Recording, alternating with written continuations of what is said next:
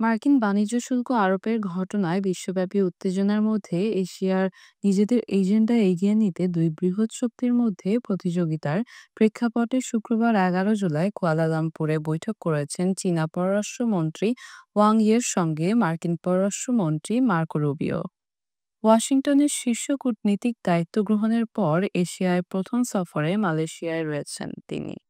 তিনি জাপান, চীন, দক্ষিণ কোরিয়া, রাশিয়া, অস্ট্রেলিয়া, ভারত, ইউরোপীয় ইউনিয়ন এবং দক্ষিণ-পূর্ব এশীয় রাষ্ট্রগুলোর পররাষ্ট্রমন্ত্রীদের সঙ্গে পূর্ব এশিয়া শীর্ষ সম্মেলন এবং আসিয়ান আঞ্চলিক ফোরামে যোগদান করেছেন।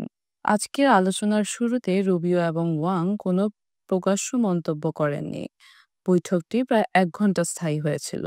মার্কিন প্রেসিডেন্ট ডোনাল্ড ট্রাম্পের শুল্ক আরোপের বিষয়ে বিশ্বব্যাপী ক্রমবর্ধমান দ্বন্দ্বের মধ্যে ওয়াং ইয়ের সঙ্গে রুবিওর বৈঠকটি হচ্ছে।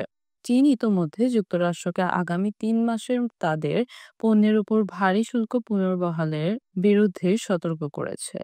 চীনকে সরবরাহ শৃঙ্খল থেকে বিচ্ছিন্ন করার জন্য যুক্তরাষ্ট্রের সঙ্গে চুক্তি করা দেশগুলোর বিরুদ্ধে প্রতিশোধ নেওয়ার হুঁশিয়ারিও দিয়েছে বেইজিং।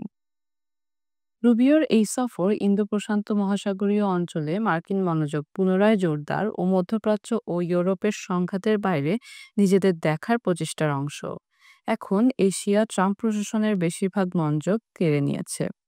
কিন্তু এই সপ্তাহে অনেক এশীয় দেশ এবং মার্কিন মিত্রদের উপর যুক্তরাষ্ট্রের উচ্চ শুল্কের ঘোষণার ফলে এটি আরও ঘোলাটে হচ্ছে।